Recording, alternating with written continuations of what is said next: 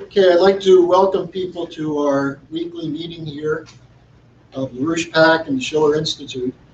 And we're very honored to have a special guest here today, who you'll be hearing from in just a moment. We had a fairly extraordinary event in Cairo, Egypt, Thursday, the 17th of March, where the Ministry of Transportation hosted a conference which was addressed by Hussein Askari, who is one of the leaders of the Schiller Institute in Europe, but who is the primary translator of the Arabic version of the special report, The New Silk Road Becomes the Eurasian Land Bridge. Now, people familiar with what we've been doing know that the LaRouche movement has been committed, going back to 1990, to addressing the change in the world after the collapse of communism, and supposedly the end of the conflict between the two blocs, to have cooperation based on economic development. And economic development based primarily on advancing the science and technology that can unite the world both in terms of physical transportation, but also to address the common interests of mankind.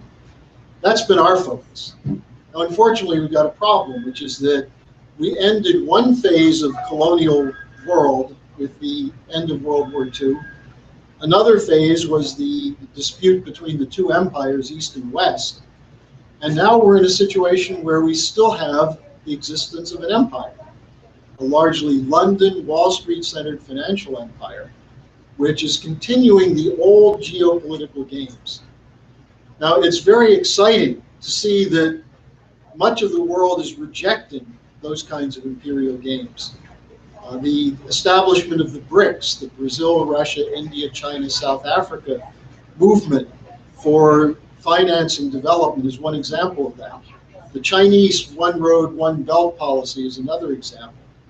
And now what we're seeing is other nations step forward, nations that had been under the control of institutions such as the International Monetary Fund, but stepping forward to work together with the BRICS, with China, with Russia. And one of the great examples of that is the nation of Egypt. As you know, during the so-called Arab Spring, there was an uprising in Egypt. There was a brief period where the Muslim Brotherhood was in power. And then that was reversed by the intervention of the man who's now the president of Egypt, General al-Sisi.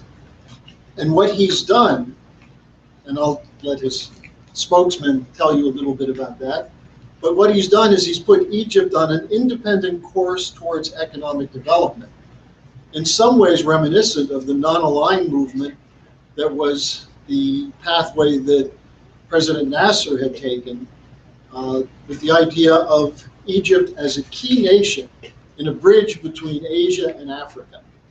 And so we had this conference in Cairo on Thursday where this report was presented. It's now available in Arabic, Chinese, English, and soon, hopefully, I'm sure, in German, Italian, and other languages.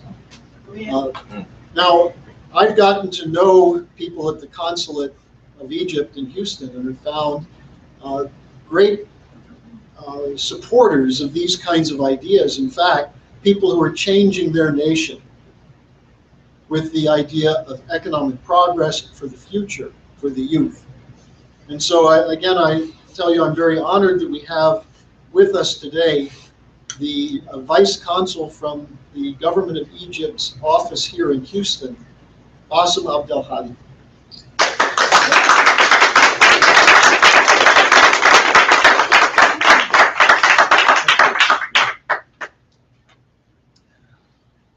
Esteemed guests, ladies and gentlemen, thank you for your nice introduction. Allow me first to extend my sincere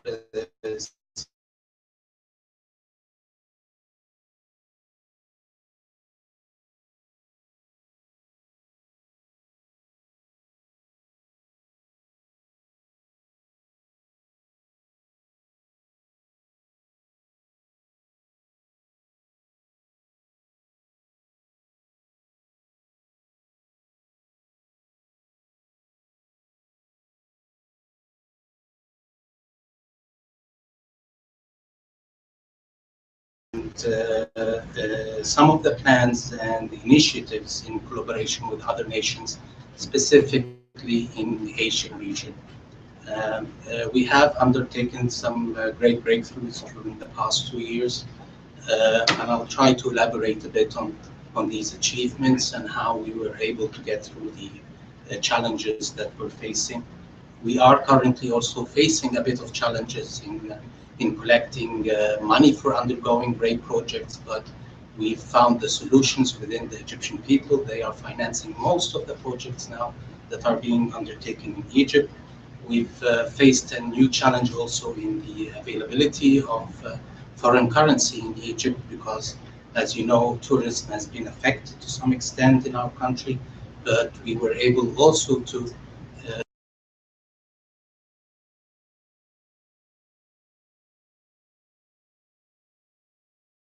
National Monetary Fund or to the international donors who give them to Egyptian people. So we're trying to bring the money from abroad, from Egyptians who are working abroad, sending in their money, and they take the interest instead of the international, and it's working great for you. Yeah, so it's quite a great achievement. Can you speak a little louder? Okay, yes, I'll try. Let me start with a brief background. We know, of course, Egypt's strategic geographical position. It's located at the crossroads between Africa and Asia, linking the Mediterranean Sea and the Indian Ocean. And this has historically been of great advantage and has put Egypt as the epicenter of the global contest for geostrategic power in the region. Over the past 5 years, Egypt's immediate geographical vicinity has been overcome with crisis. So when we look at the Middle East map right now, it would be very challenging to know how much a lot of countries in the Middle East have been affected. We can see now the situation in Syria, situation in Libya, situation also in Sudan, situation in Yemen. So it has all put a lot of challenges in Egypt and has threatened a lot stability in the region itself. So all of this has put a lot of challenges and have put a lot of stress on Egypt to try and bring stability to the region as well as economic development. Our foreign policy that we have been working on during the past 2 years has been based on maintaining foreign policy independence. So, and this necessitated building strong independent institutions as well, decreasing dependence on others in the long term. So we've been working and focusing on this very much during the past 2 years. We have taken important strides towards developing our energy sector. We have been turning towards renewable energy now. So we're trying to put a lot of financing on solar, wind power, and nuclear also power. So we have a target of 20% of Egypt's energy needs through renewable sources by the year 2022. So this is a target we're trying to achieve, and it will help us also in maintaining our foreign policy independence. We have the new Suez Canal project. I hope all of you will be aware of. It was inaugurated in August 2015, and we'll be actually screening a very short documentary, about 8 minutes, on this project and its achievements and what it will give, and also the development around the Suez Canal project itself, because it's quite a very important project in the future. It is very integral to the idea of the Silk Road and the cooperation between South and also with the linking Asia with Africa and Europe as a pathway for trade. It could have been affected to some extent by the world trade right now is not at its best, but it's not going to stay that way. We know that maybe because of the oil prices are going down and the situation in most of the developing countries and developed countries where trade is quite witnessing a bit of stagnation, it will catch up in the future. So it's actually a project for the coming generations and for the future. Also, I would like to emphasize on another important point that we've been working on more balanced and diverse partnerships. One of the key foreign policy successes achieved in the years following our January 25th revolution was the adoption of a more balanced foreign policy. Long-standing partnerships and relations have remained as important, but we have taken other steps towards developing relations with other partners that have not been given the priority that they should have deserved. Egypt has expanded its ties with Africa. We have revitalized our relations with Asian countries and established greater cooperation with East European countries as well.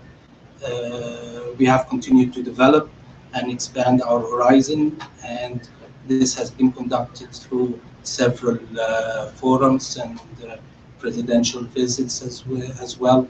And I would focus on some, specifically our African dimension and the Asian dimension. For Africa, for instance, we have always had historical relations with African nations, and we were a founding member of the Organization of African Unity, which is now the African Union, and we have taken utmost importance towards revitalizing these relations, and our actually constitution in 2014 stated and our identity as an African and our roots as an African nation. We established in July 2014 an agency called the Egyptian Agency of Partnership for Development, and it is committed to supporting African development efforts. And this agency also main focus areas including economic integration between Egypt and the African countries, and as well as strengthening South-South cooperation. We have held several summits. One was the Tripartite Summit in June 2015. This is like a summit which gathered the three main blocks in Africa, which are economic blocks, which are the COMESA, the SADC, and the Eastern African Community, EAC. And it was aiming to establishing a free trade area encompassing 26 countries. Of course, the benefits of this will come in the future, because we are planning to be the gate of trade towards African countries. So when we have free trade agreement with all these countries, it will facilitate trade also as well from the East and from the West towards the African nations. We've also held lately in February 2016, this year, an investment in Africa forum, and this is just to boost development and cooperation in the continent. And there were a lot of bilateral visits, of course, from our president to a lot of African nations, especially in the Nile Basin area and also towards Ethiopia, trying to enhance our relations with the country and trying to further establish more cooperation towards most of the African nations. I will turn now my my briefing towards Asia. It is one of the most important now areas where we have been focusing during the past 2 years. We've witnessed significant advancement in our relationship with Asian countries. China, for example, we now enjoy a comprehensive strategic partnership. Trade between the two countries has reached $11 billion. China now is a key investor in Egyptian developmental projects, and most notably in the Suez Canal development project. They have more than 1,220 Chinese companies now working in Egypt. President Sisi, he has conducted recently 2 visits to China in the last 2 years, and we have received the Chinese president in Cairo as well recently, and we've signed a lot of memorandum of understandings and cooperation specifically on the Silk Road and the maritime Silk Road economic projects. So things are going really fast in this area. They've also agreed to develop the China-Egypt Suez Economic and Trade Cooperation Zone. It could bring over 100 companies also to Egypt and create more than 10,000 jobs. The Chinese entrepreneurs have already invested about 500 million in this current project and are expected to invest another $2.5 million. Other Chinese-Egyptian agreements, they cover areas as electricity, space, infrastructure, trade, energy, of course, and culture, media, technology, and climate change as well. We have officially joined the Silk Road Economic Belt Trade Union. It encompasses around 29 Chinese companies and foreign associates in cooperation with the Shanghai Chamber of Commerce. Now, Egypt and China also signed an MOU, established a joint laboratory for renewable energy as well. Also, we have also concluded around 21 agreements and MOUs in the late visit of the Chinese president to Cairo. If anyone needs details on these agreements, I have also a list of the agreements if you would like to get more further detailed information on these.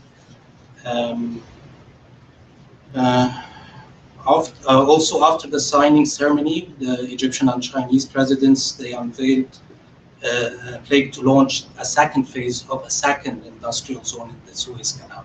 So we've already have the first industrial zone, and now they're planning for the second industrial zone. I will also shift to now. There was a late tour that our president had done to 3 Asian countries, mainly Kazakhstan, Japan, and South Korea. That was done lately in late February to March. I will give a hint about this visit because it's one of the most interesting visits that were done lately.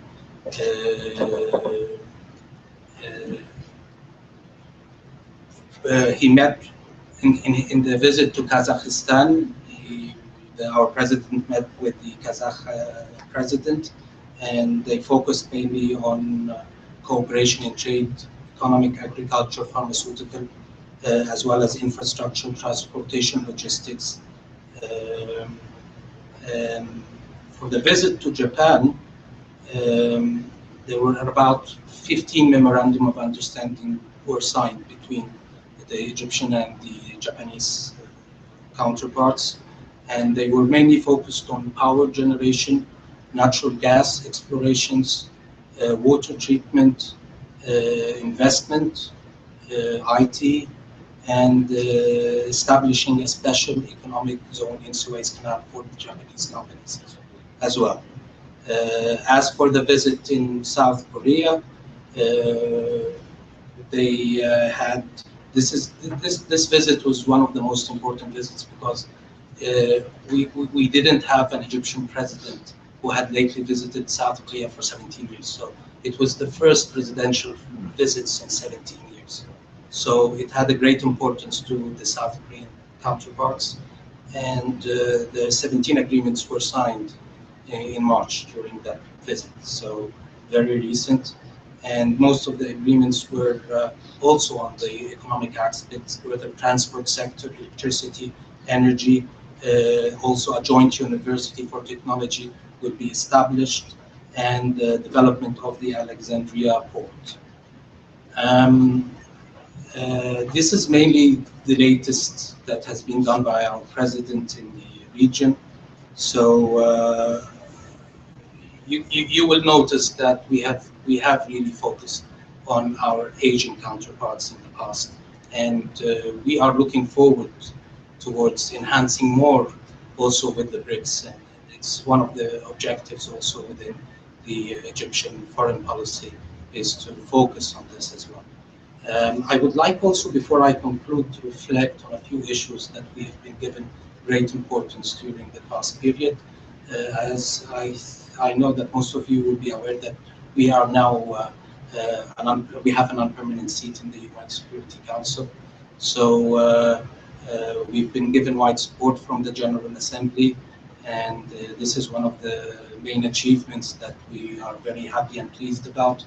And during our 2 years period, we were looking forward that we would work on specific issues, namely counter-terrorism committee, as we will be chairing this committee in the UN, and also the UN Sanctions Committee on Democratic Republic of Congo and Iraq.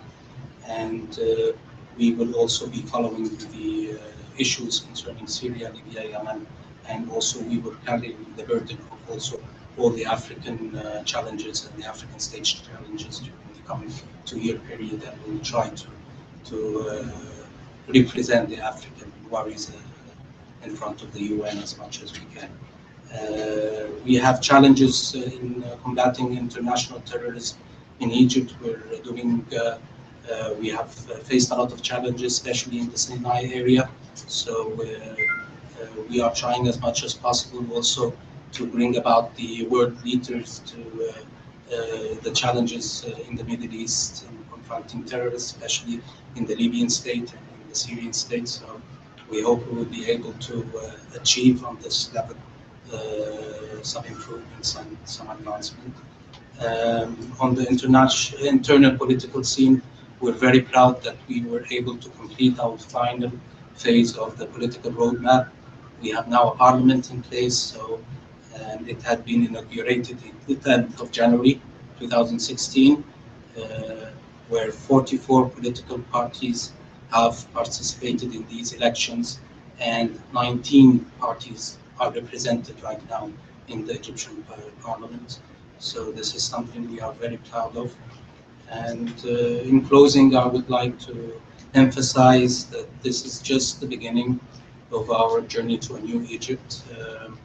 The business community needs to commit to long-term plans and sustainable investment. The path of reform is very vigorous, long, and Egypt has begun and will continue. And I think that Egypt's success is the cornerstone to a greater vision, one of tolerance and stability and prosperity, especially to the Middle East region and to the entire community. So thank you for giving me this opportunity again. And I think we'll just give a screening of this short documentary. I hope it will give you a better understanding of the Suez Canal project. Thank you again.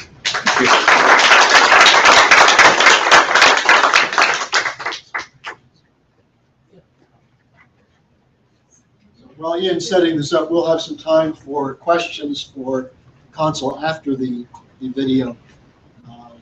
We just have to make sure they happen. Do we need the lights off?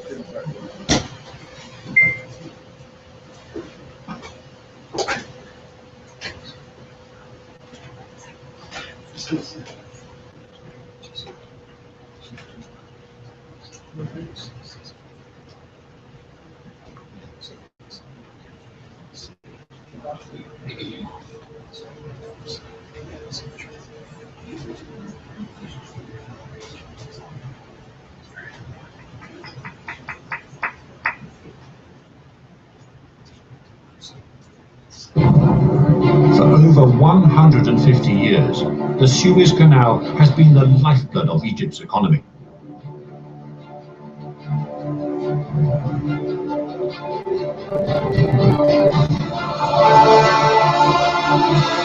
In August 2014, President Sisi launched the Suez Canal expansion project.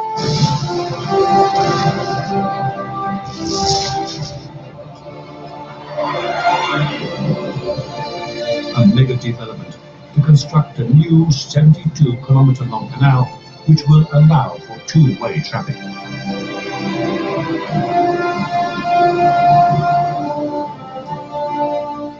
The project will increase the canal's capacity and will maintain the Suez Canal's position as a major maritime trade route against increased competition globally.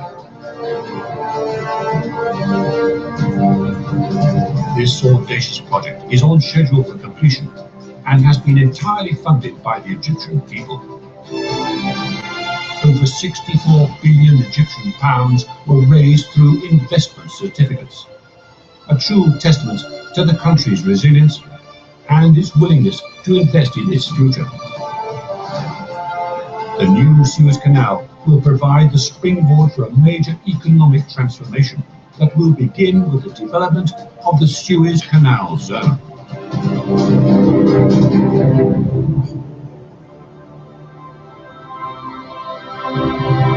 The SC zone is strategically located astride the world's major shipping lanes and seeks to take advantage of Egypt's proximity to major global markets and the abundance of land and human resources to develop one of the world's most dynamic trade, logistics, and manufacturing centers. The SC Zone provides investors with a competitive platform to access over 1.6 billion customers globally under preferential trade agreements. We believe that we can build on our strong ties with our existing trading partners to develop further areas of opportunities and increase Egypt's share of international trade. With a large and growing population of nearly 90 million people, and with rising living standards, the domestic market also provides strong opportunities for investment. Our vision is to transform the SC Zone into a world-class global logistics and industrial processing center that serves global markets and to create sustainable and high-quality jobs for the Egyptian people. Our aim is to create 1 million new jobs over the coming 15 years. The SC Zone offers investors opportunities across all economic sectors. In the maritime sector, there are many opportunities available in the development of ports and container terminals, logistics and distribution centers, as well as shipbuilding and ship repair.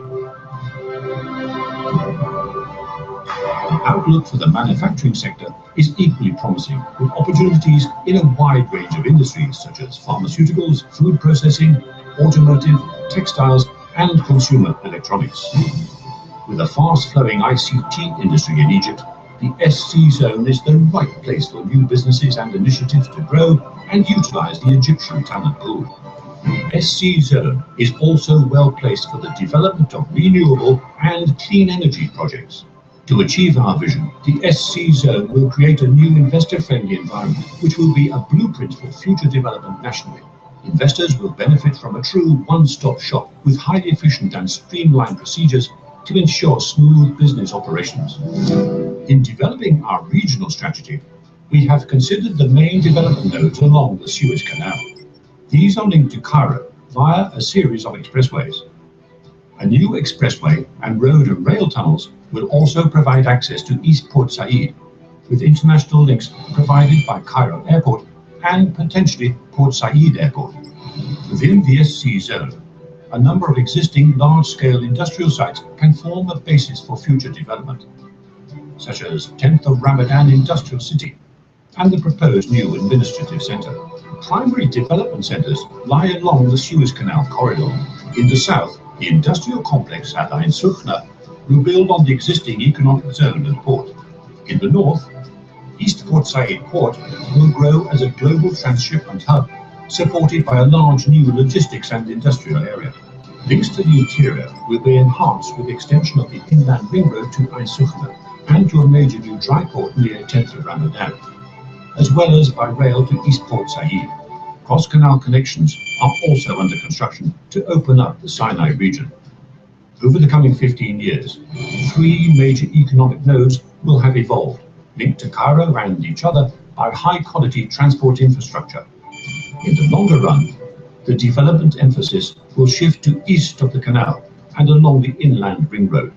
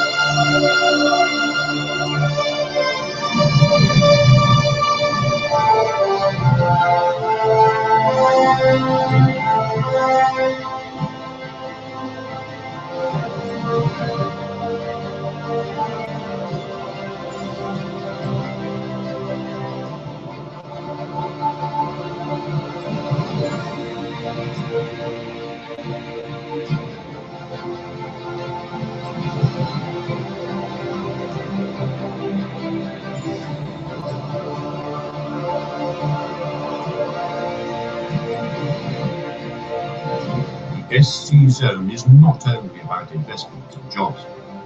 It is also about integrated, sustainable communities where people want to live and work. The private sector will play an important role in supporting the development of these communities. Finally, the general authority for the Suez Canal Economic Zone has the support of the government, the business community, and the people of Egypt.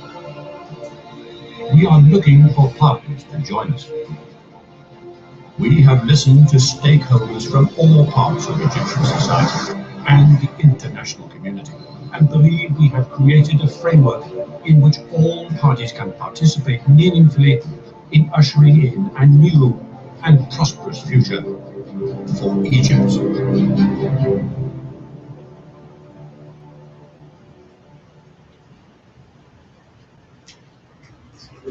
Yeah. Before we take the questions, I just want to make one comment on what you've just seen.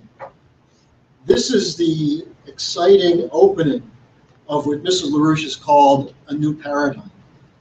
What you saw here is not just a few projects stitched together, a little bit of money. It's the connection, the interconnection of civilizations, of cultures, and the establishment of what you just saw were these corridors of development, agro-industrial centers that are livable, beautiful new cities that include within them the capability for continuing advance. And this is exactly what the world needs right now. As we see the collapse of the Western financial system, the world is looking to the East. And Egypt is playing a very critical role, as I said, as a bridge into Africa and also into the Southern Mediterranean and Europe. So this was tremendously exciting, and I want to thank you for bringing that to us, and then bring you back up here to take some questions.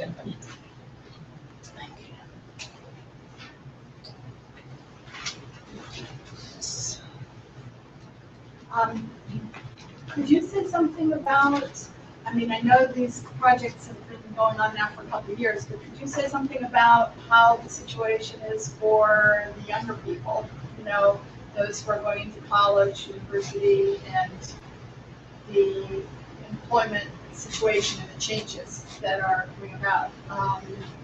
The other question I had is, there was, I know in the beginning of Sisi's, reign, discussion about the agricultural development, these underwater lakes, I guess, that could be drawn upon to underground. I'm sorry, to irrigate and create new areas of farmland, and the distribution of some of this land to people who want to farm. Kind of things that we did in the past in this country as well. I was just wondering how these things are moving along, and if there's any progress you can report on that. On your first question concerning the youth, actually most of the projects now in Egypt, they are targeting the youth. We are trying to create as much as possible work opportunities, and we're trying to shift most of the work opportunities to be in area in Sinai, in the Suez Canal zone, and to encourage youth to actually move out of the capital, especially out of Cairo. Cairo is very dense now. We are around 20 million only in Cairo. So, and compared to other cities, the density is very high and very populated. So most of the projects now that we're targeting, even we're trying now to actually have a new capital also, an administrative capital, where we're going to shift most of the buildings to this new capital. So we're trying to encourage most of the youth to move to these areas, and we're trying to provide job opportunities. And that's why we're trying to invest in real projects, not just, no, these are projects which are agricultural projects, which are also industrial projects. So these are things that will be sustainable on the long term. So it's not just short-term job opportunities that will be available. On the other question, it's quite a very interesting question, because it actually comes right into the context of the situation we have concerning for example, the Millennium Dam that is being built with Ethiopia, and there are projects that we will be much affected, and there are a lot of reports that this could cause a major problem for water sources in Egypt. We're trying to actually we are having a bilateral dialogue with our Ethiopian counterpart on this issue, but at the same time, we are also having a lot of projects where we are trying to cut on the water usage. So we're trying to see other methods of irrigation, where we don't do irrigation by flooding, as most of the agricultural projects are being done in some of the areas in Egypt. So now we are trying to raise awareness on this and trying to cut on the water usage, especially in the agricultural use. Dependency on underground water is a bit risky, and we know that there's a lot of risks attributed to dependency on underground water, because I know after a certain period of time of the usage of the underground water, its salinity could affect very much the agriculture. So these are all being taken into consideration, and I think the focus now is how to introduce new irrigation methods in Egypt so that we can make use of less water usage in the coming future, and as well benefit from agriculture projects at the same time. Politically, you just talked about having 64 parties, now you're down to 19. Yes. Politically, how strong are you? What makes us think that you're going to last? It's been all these years and nothing's happened. Now all of a sudden we have this conglomerate of building and planning and so on and so forth. Are you sure you're going to make it? Are you going to last? Well, no one could ever parties, how things go. No one can ever be sure Right. what's going to hold in the future, especially when it comes to politics and the way political parties are developing. After the revolution, we just had an abundance of hundreds of political parties being established, and we're leaving it to the people to decide at the end which party will represent them, and they would like to be represented. So now they are trying to form coalitions within the parliament so that they can be more sustainable and their views are more united when it comes to discussions within the parliament itself, and that they wouldn't cause any debate, and at the end no resolutions are being taken and no steps are gone forward. So we do have a lot of parties. We had 49 parties running in the elections, and at the end 19 parties were chosen, but we have to put that in context that these are parties that have been only established in 2 or 3 years. Right. So they've got a long way to go. So we won't be able to reflect on their efficiency unless about 10 or 15 years from now that we can say which parties really made it and really represented the Egyptian people. John? In the past, the military has owned most of Egypt's economy outright. They belong to the military. Has that changed much? Actually, the military right now, its role is very specific role. It's protecting the country and from any outside threat, fighting terrorism. It has not had a role in the internal affairs in Egypt. But they own the manufacturing facilities. They do own facilities, they do own, but at the end, these facilities are for providing the army personnel with their commodities itself. So they are not facilities meant to compete within the economic. No, they're just, their main purpose of the establishment of these facilities is that in cases when there is a situation where the army personnel need self-sufficiency, they do have the instruments for that. So otherwise, when there is any great problem in Egypt, they can contribute, of course. Then we have shortages in something, they sometimes contribute. Otherwise, it's not their role within the society. Yeah. Yes.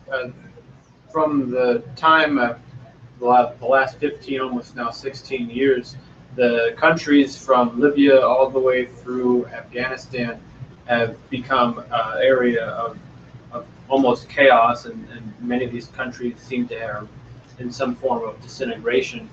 But Egypt in the last 2 years has really turned in the other direction. It seems to become a lot more stable, and it seems to me, not knowing everything about it the way you do, a lot of this can be attributed to the projects that are being discussed in the video we just saw and the economic ties.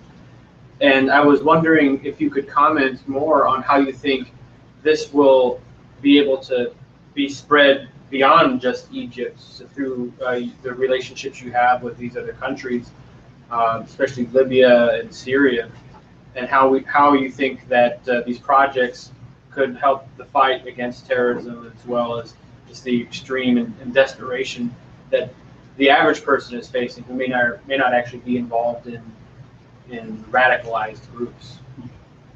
Yeah, that's an interesting question. I've actually been posted to Libya before I came here to Houston. So I've seen the situation in Tripoli and how it unfolded between 2012 and 2014. And it was interesting to see the contrast within the situation in Egypt and within the situation in Libya. It's very different, because in Egypt, we did have at the end institutions. We had solid institutions. Speak louder. We had at the end solid institutions within Egypt. So it was very difficult for these institutions to be really affected with the situation in the country. And if you compare that to the situation in Libya, they did not really have valid institutions. They did not have an army which its main purpose was to protect the interests of the people and to protect the against outside challenges and threats. They had an army which its main purpose was just protecting the sphere of Al-Qaddafi at that time. And that's why when everything went down, institutions all just went down in Libya. And that's why in Libya right now you're facing a situation where it's a stateless, to a great extent stateless country, where militias are taking over everything. So comparing the situation in the neighboring countries and Egypt, it is very different. Also, in Egypt, we've realized the threats that we were actually facing quite early. So we had about a year where the Muslim Brotherhoods were in power. A lot of people were sympathetic with the Muslim Brotherhoods, and they said, okay, let's give them a chance. Maybe they will do something good to the country. And after a year, we discovered that no, they're not. They're taking country to another area.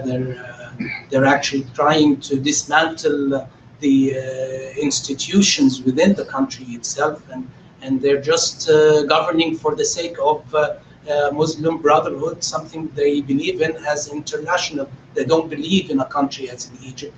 No, they believe in something called the Ummah of the Muslim Brotherhood, which is something we've never heard of, and I don't think it would be acceptable. So when the people in Egypt realized that, they said, no, come, we don't want that. That's not our choice. We gave you the chance. It's over now, and we want to determine our future ourselves. And that's why even the demonstrations that took place in 2013, they actually exceeded what was in the 25th January 2011 revolution. The numbers were actually double the numbers that were then. And that was interesting to see, because the people were really, they saw the real face of the Muslim Brotherhood. And when you now see within the Egyptian society, and you just talk with the normal Egyptian citizen, they have a lot of what you call really distrust with the Muslim brotherhoods, and they cannot accept them within the society again. They feel that they were deceived from them during that 1-year period that they were in power. So I think the situation in Egypt was very, very much different. Also, they were unable to infiltrate within the army and the Muslim brotherhoods and take control, and they were unable to arm themselves like the situation they're doing in Libya and in other countries, where now they're arming themselves and they have their own militias, and that's why it's turned into a civil confrontation down there in Libya. So that's the differences mainly, and we've started now with the economic projects now, and this is very essential and very important. And whenever you have your perspective is focused on economic sustainability and development, you're engaging most of the people, you're engaging the youth in determining the future of their country. And this is the best way actually to confront recruitment of people towards terrorist activity, and just continue developing, continue engaging the youth, continue working on that, and you've got an equation where you're really immune towards any infiltration from terrorist activity and recruitment. Mike and then Jackie. The video referenced rail links from the interior of Egypt to the SC zone. Mm-hmm. In the discussions of integration that you mentioned in your talk with the rest of Africa, Yes. Are there plans or ideas for bringing rail links from North Africa, the interior of Africa, to the SC zone, maybe in conjunction with the Chinese who are building a lot of railroads in Africa? Yes, there are projects actually to take the railroads towards Cape Town itself. So there are projects now in this dimension. So we're doing a lot on this hemisphere. Yes, it had been also an idea that was circulated a long time ago, but now it's taking steps towards its implementation. So. Well, you mentioned South Africa, so is there a lot of, since that's a member of the BRICS alignment? Yes, yes. Is there a lot of collaboration and work between the Egyptian and South African governments going on? Yes, there is, yes. We're trying as much as possible to engage. And within also, I've mentioned the SADC and also the COMISA and the EAC. We're trying also to establish the free zone as well between the 26 countries. And this is the way forward we're taking it. So we're trying to engage most of the African countries that are willing to cooperate. Yes. Jackie? Yeah, you had mentioned Muslim Brotherhood, and I wanted to know if there were human rights observances with, international organizations. I mean, if you arrested Muslim Brotherhood people, how do you handle that? Because I think I've heard something about people being assassinated, killed. I mean, and I just want to know, what is Egypt's stance today in these things? Well, you know the media. The media tends to actually portray a lot of things. You can actually see it yourself during the presidential campaigns going on now. So, even though you don't want the way you portray the media, it's different than what's really going on the ground back there in Egypt. And no, whenever we have a legal system, and we trust our legal system, we trust our judges, and if anyone goes out of the line, and if we feel that there is something wrong, there are institutions that are going to correct that. So I personally don't think that anyone is being treated unjustly. There was actually one of the judges in Egypt, he had actually sentenced, the first sentence was for 149 of the Muslim Brotherhood, and they were sentenced to the death sentence. And this was totally reversed. And when it went through the appeal and they said, no, the judge had no right and no evidence to do that.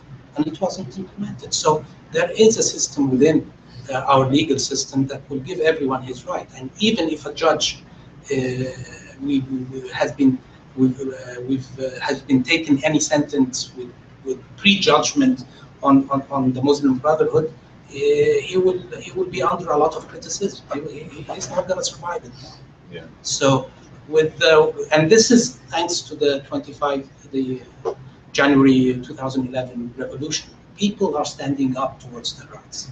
Social media, it's not as they used to do in the 50s and 40s and 60s. Now, no, you can't hide anything now from the media. You can't hide anything from the social. You're gonna get criticized. Can I I'm sorry, just real quickly, because regarding that last question, I had talked to an Egyptian who said something about when you hold up 5 fingers. No, it's when you hold 4. 4 fingers. And can you just talk a tiny bit about that? Yeah. Was he telling the truth about a massacres that? No, anyone can hold 4 fingers. It's not. If they have. This is the symbol of the Muslim Brotherhood, because they are considering what happened in Rabaa as a massacre. Yes, towards their people, and this is totally untrue. This is all false allegations, because what happened in Rabaa could not be accepted by anyone. They were left for more than a month, disturbing the neighborhood of this area, and they did not want to leave. They were given once and twice and 3 times notices to try and leave the place, and they never left the place. They insisted on disturbing the neighborhood. The people in the neighborhood were very much aggravated by what was going on in Rabaa. So it was the people who did not even want them to be demonstrating and sitting in this area. It was not only the government or no, it was all the Egyptian people were not. They were totally against what was going on, and even they were criticizing the government that they left them for more than a month like this. And there were a lot of critics, and people were starting to get very frustrated. So they were given a lot of notices to leave the area, and it was done in a peaceful manner. And they were just, and even there are a lot of reports where they were faking that they were dead. They were faking that. So it's all really media portrayed. Awesome. Let me say something on this, because this is very important. A lot of these human rights groups that are making the complaints are funded by George Soros and funded by non-governmental organizations that are out to destroy the BRICS. In South Africa now, there's an effort to get rid of Zuma. There's an impeachment move to get rid of Dilma Rousseff in Brazil, blaming her for the corruption which is done by the corporations there. There's the South China Sea issue with China. China's being blamed for North Korea. So and then of course the Russians moved into Syria to try and stabilize the situation.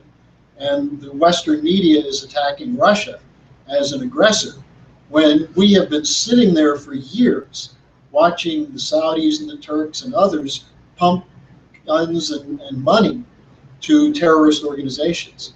So you have a media, non-governmental organization, human rights mafia, which is targeting Egypt. And what's the reason for it? Because of what you just saw in the video and what Bassem has been discussing. Egypt is committing itself to working with this new development, an alternative financial system that's outside of the International Monetary Fund, Wall Street, the City of London, the neo-colonial or imperial or whatever you want to call it, a system which says that people in Egypt should work for slave labor wages for Western corporations rather than develop an independent sovereign nation. And so you have to take these reports with a grain of salt, or more than a grain of salt. They're a bunch of liars. And they're more than happy to see terrorism. And the regime change policy of the Bush administration and the Obama administration argues we're protecting people for humanitarian reasons. Well, how did that work for the people of Libya? How about Iraq? How about Syria? How about Ukraine? So the problem is that too many people in America don't know the story that you just heard here about what the government is trying to do. And so I think people should leave this meeting and go out and tell people the actual nature of the changes taking place. And look, change is not simple. It's not easy. It's a fight. but it's a fight for the future.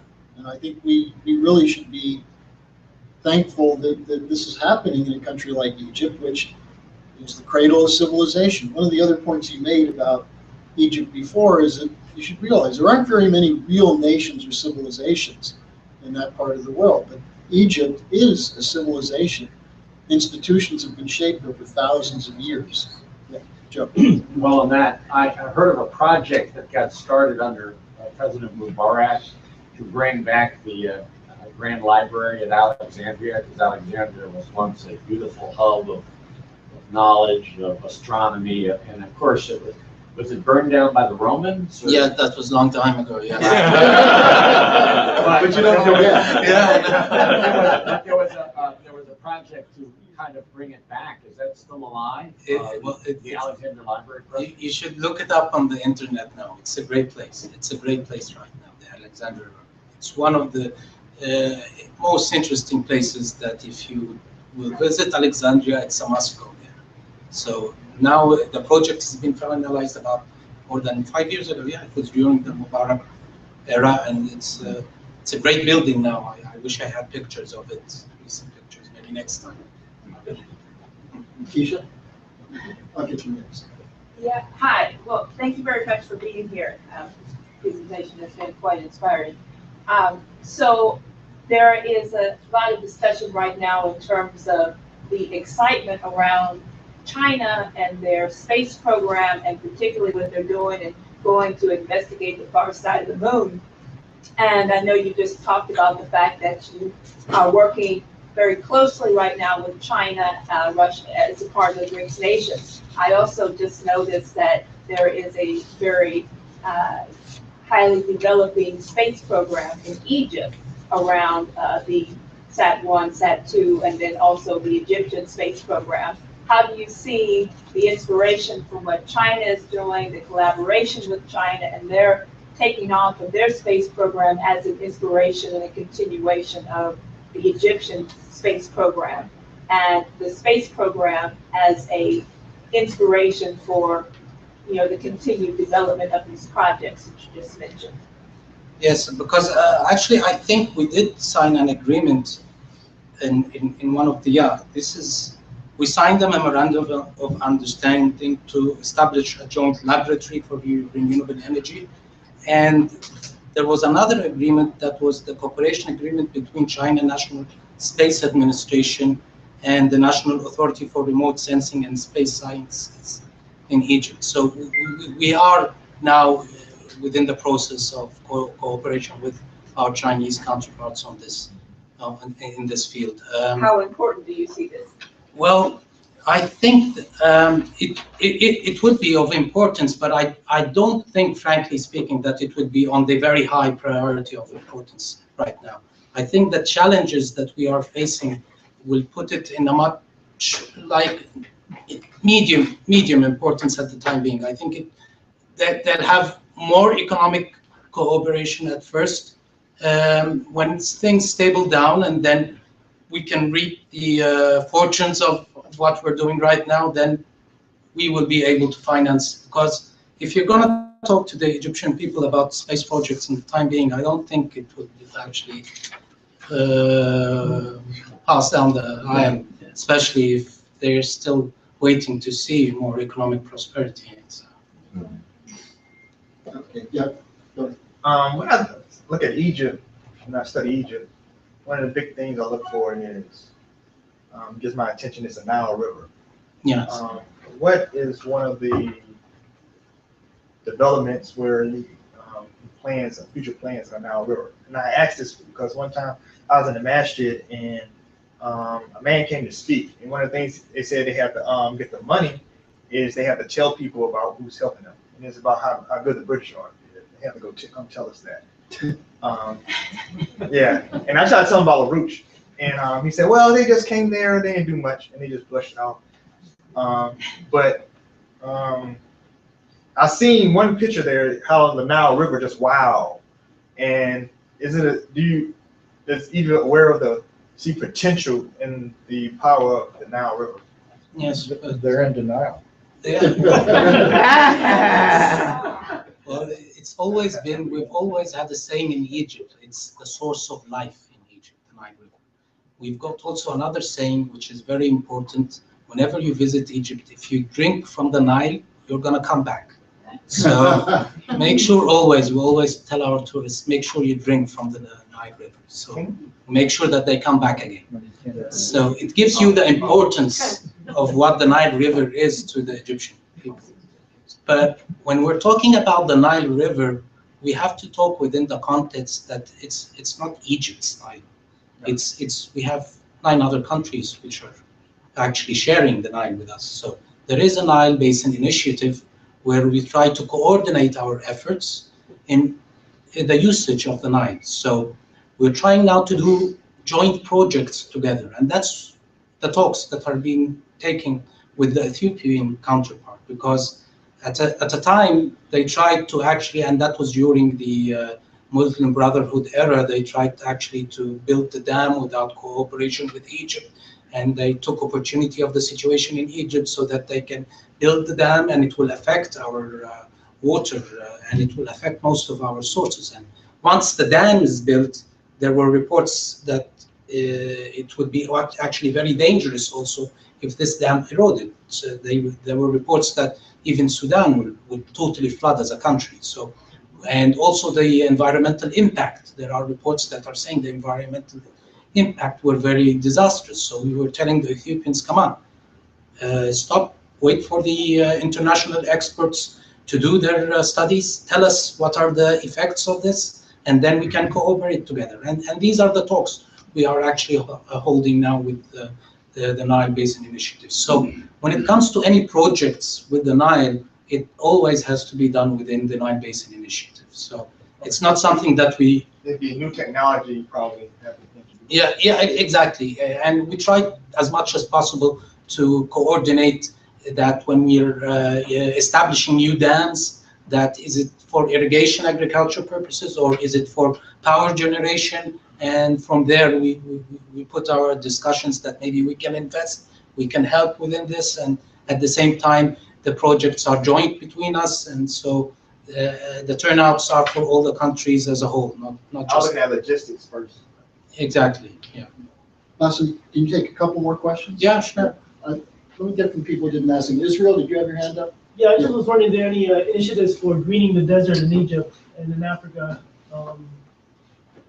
in general. Greening the deserts? Yes.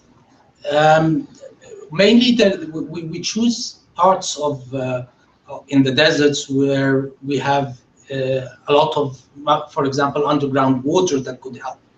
And that's how we try to choose the parts where, and we choose also what you're gonna, the agricultural project that is gonna go on. But you can't green all of the deserts in Egypt. We like our deserts. Actually, it's one of our major or most important tourist activities, especially in the areas of Siwa, and the safaris that go there. So we only try to put where we have our what they call the Suez Canal zones right now, and so in the areas where we're trying to put more development, and but there's not a project for greening the desert as a saying.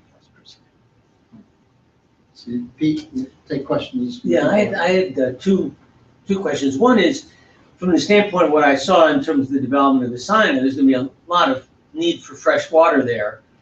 And I was wondering, given what you said about energy development, what impact will nuclear energy have? Because I'm thinking of desalination, nuclear desalination, and I'm thinking how inefficient solar and wind power is with respect to nuclear. So I wanted to see what the attitude was there. The other thing has to do with what Harley said, which is that what we see is a war going on between the imperial dominion of the British financial system, and supported by New York, etc., and the effort for the new Silk Road. And I wonder how much that line is seen in the work that you have to do in terms of organizing to expand the kind of perspective toward development? I mean, are you, as a government, are you recognizing that this battle is underway and that this financial system in the West is actually bankrupt? So those are the two questions, nuclear and the... Yeah, on the nuclear one, that's very interesting. Thank you for bringing it up, because actually we are building a nuclear station in an area called the Daba, that's in the north Mediterranean area, and it's in collaboration with Russia. And its main purpose actually is for desalination. Oh, great. Yeah, so this is actually one of the great projects that we're working on, and it's been realized recently, and it's in the implementation phase right now. So this is thank you for bringing it up. The other question is that we're not really looking at what we're doing is that we're looking into the interests of our people and our country, regardless of the interests of others towards us, and that's what we're focusing on. Even when we brought up the idea of, okay, we're going to collect the money, funding from the Egyptian people, we didn't know it was going to work. It was just an idea that was circulated. Okay, let's give it a chance. Is it going to work? Why should we depend on international donors or depend on the big, great institutions?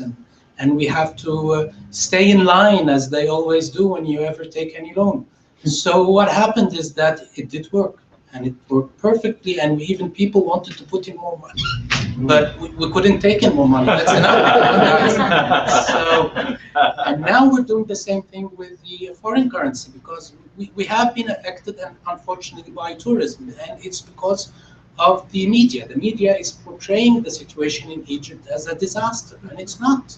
It's very safe, it's very secure, but you're having a fight with the media, which is mainly controlled by we know who, and at the end you don't have a chance to speak and say. So we've been affected by that we don't have much foreign currency in the country. So we introduced another program.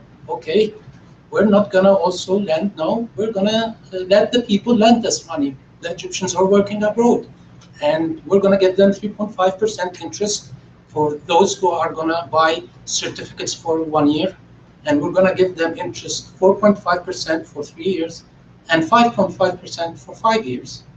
And it's worked perfectly. Why should I give those percentages to the others? I'm gonna give them to the Egyptian people. And it's working. So go ahead, you can ask me. Thank you. Back to the canal. Currently, trade from that area comes up to California, comes up the coast, offloads to Europe for European trade, offloads in California, takes our rail system all the way across the country, loads up again on the East Coast and goes to Europe. That's a billion dollar industry for us, the United States. When the canal's built, is there thought to tariffs? Is there thought to international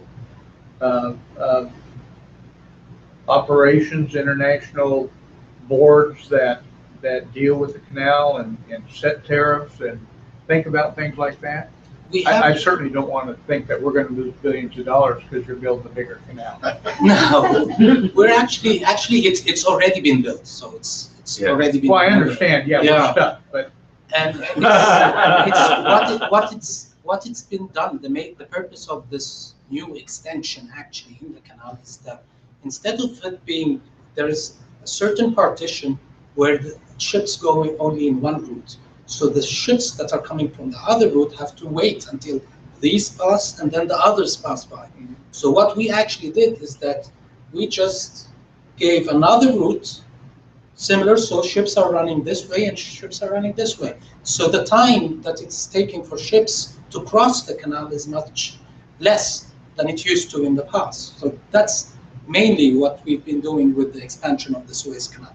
But at the same point, we've done what they call zones around the canal, where we can have ship repairs, we can have other developmental projects alongside the canal at the same time. So I don't think it will So the design is for expediency, not, Exactly, speeding of time. not to trade, not to change routes. Yeah. Let me say one thing on that also, because this is where you see the problem of living in the part of the world where things are contracting now.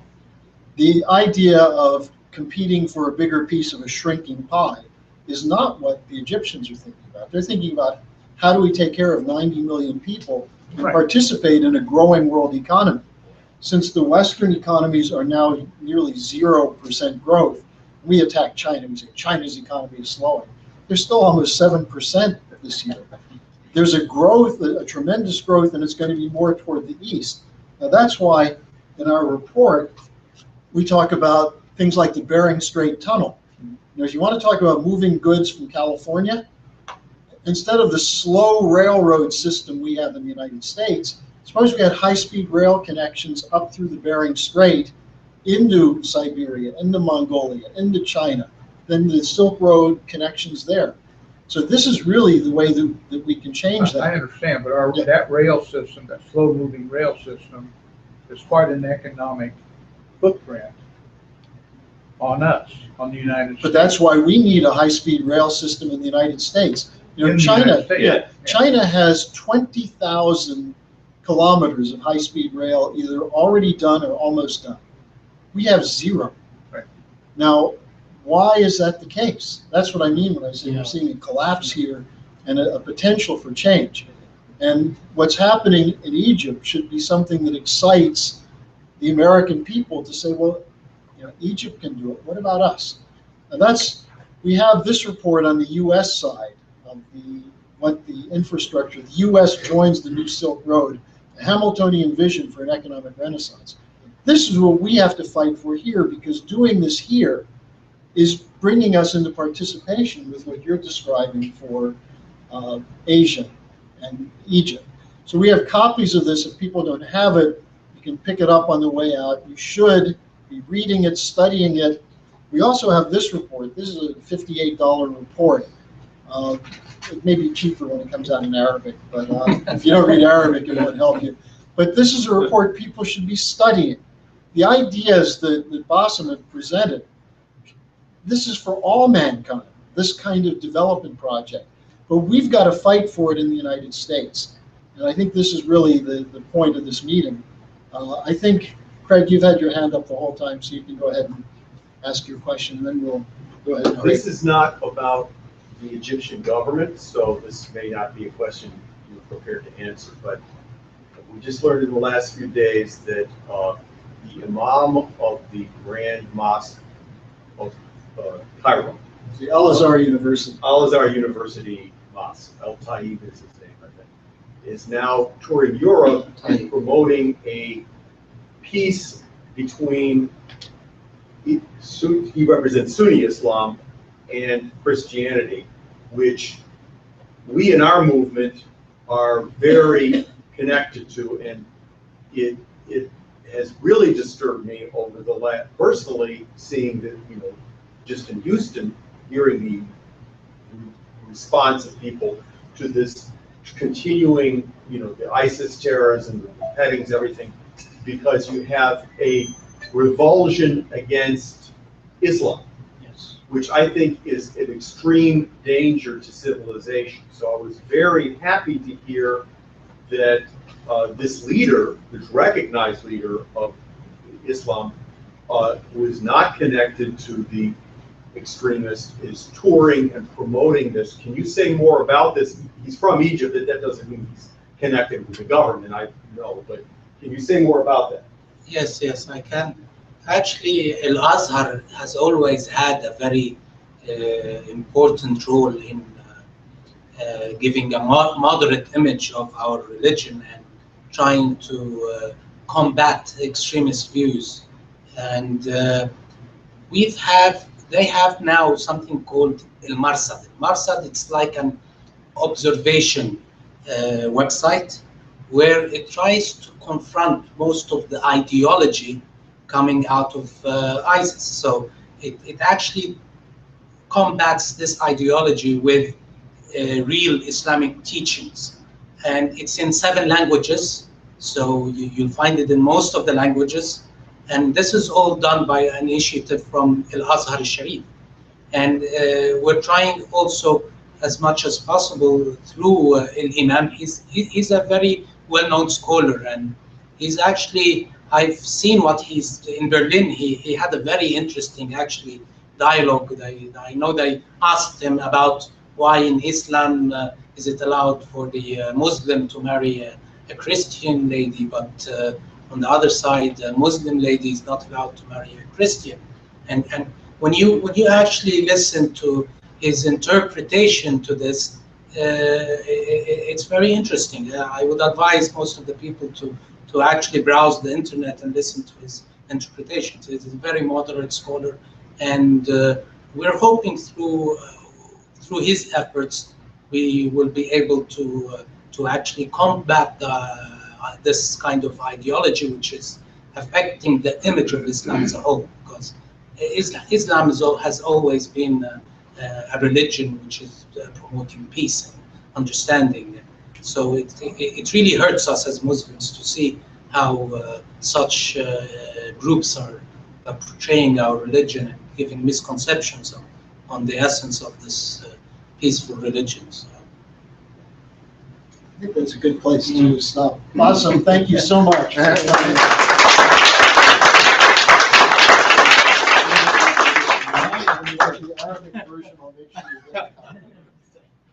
So, for those of you who are regulars, you know what we've got to do. We've got to go out and organize outside of the bubble that most Americans live in, especially the bubble of the so-called presidential campaign, which is a mudslinging contest. It's a disgrace to the image of America in the world.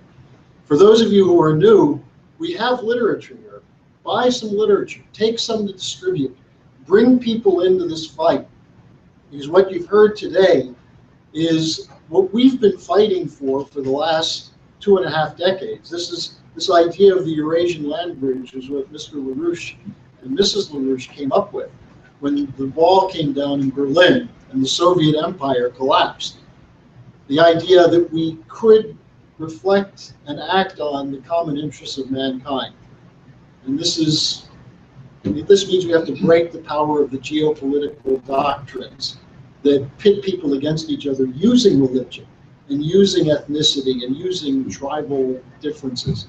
Instead, we're all human beings, and we've launched here what Keisha is involved in to reinvigorate or reinstitute an active space program. If you read the comments of astronauts looking down on the Earth from space, what they say is, this is a beautiful place. Why are we fighting? The Earth is there for all mankind, and it's through this kind of scientific advance that we create the potential for all people to live a better life in peace. So that's the fight that we have to wage, and we need all of you to do it, because there's no presidential candidate that's going to do it. Yeah. We have to do it from outside, and that's our job. So again, Bassem, thank you so much for coming.